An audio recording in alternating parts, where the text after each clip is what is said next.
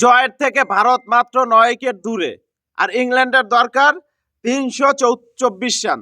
মানে ভারতের দরকার 9 উইকেট, ইংল্যান্ডের দরকার 324 রান। ভারত কি পারবে এই ম্যাচ জিততে 9 উইকেট নিয়ে ইংল্যান্ডের? ইংল্যান্ড দেখেন গতকালকে কিন্তু তারা কিন্তু এক প্রকার তারাও কিন্তু ওয়ানডে ম্যাচ খেলছে। তাদের একটা উইকেট গেছে, 50 রান সংগ্রহ করছে এক উইকেটে। ভারত দ্বিতীয় ইনিংসে যে কামব্যাকটা করছে এটা অবিশ্বাস্য, অসাধারণ একটা কামব্যাক ছিল। কারণ দেখেন 396 রানে তাদের অল উইকেট গেছে, সেই জায়গায় জসওয়াল 118 রান করছে 164 বলে, এবং আর একজন আকাশদীপ 66 রান করছে, রবীন্দ্র জাদেজা 53, তারপরে ওয়াশিংটন সুন্দর 53, যাইয়া করুণার 17 করছে। আকাশদীপ মূলত তিনি কিন্তু ব্যাটসম্যান না, যে রানটা করছে ব্যাটসম্যানের চেয়েও বেশি, অনেক বেশি করছে।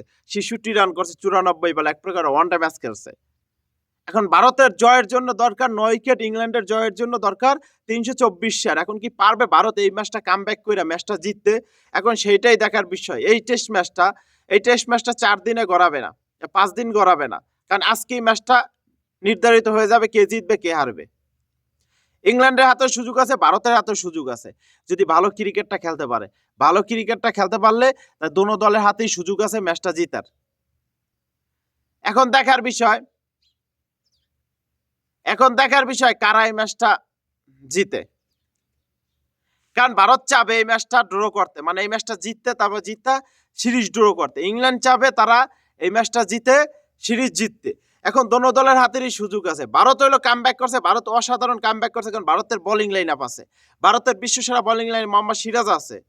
তার কি লাগে, তারা চাবে। কিন্তু গতকালকে যে বাজে ফিল্ডিং হয়েছে এটা মানতে পারতেছি না। মানে এইরকম বাজে ফিল্ডিং ভারতের কাছ থেকে, বাজে ফিল্ডিং এর কারণে তারা কিন্তু 50 রান নিয়ে গেছিল।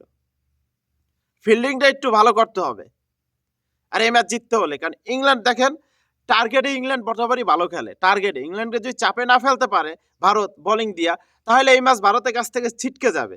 কারণ ইংল্যান্ড চাবে এটা টি-20 খেলতে, তারা কিন্তু ভাই টি-20 খেলতে পারে, তাদের এই অ্যাবিলিটি আছে, তারা কিন্তু মাইরা খেলবে। তাদেরকে আটকাতে হলে তাদেরকে চাপে রাখতে হবে বোলিং দিয়া, উইকেট ফালাইয়া। সেটা যদি পারে, কাজের কাজটা করতে পারে, তাইলে ভারত আজকে ম্যাচটা জিতবে।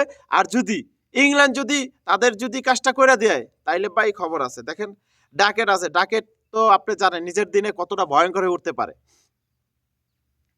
এবং তারপর আছে জরুটের খবর তো আপনারা জানেন নিজের দিনে কতটা ভয়ঙ্কর হয়ে উঠতে পারে, এটা সবারই জানা আছে। জরুট আর ডাকেট এই দুইটা প্লেয়ার ইংল্যান্ডের নাম্বার 1 ভরসার নাম। বেন স্টোকস নাই, তাদের ক্যাপ্টেন তিনি নাই। যাক, দেখার বিষয় ভারত কি এই ম্যাচ পারবে ইংল্যান্ডকে হারিয়ে দিতে? সহজ একটা সমীকরণ, মাত্র 9 উইকেট ফেলাই দিতে হবে। আর 9 উইকেট নিতে পারলে ইংল্যান্ড এই ম্যাচটা জিতবে, ভারত এই ম্যাচটা জিতবে। আর ইংল্যান্ডের 334 রান লাগবে। ভারত কি পারবে বোলিং দিয়ে কামব্যাক করে ইংল্যান্ডকে হারিয়ে দিয়ে সিরিজ সমতায় ফিরাতে? সেটাই দেখার বিষয়।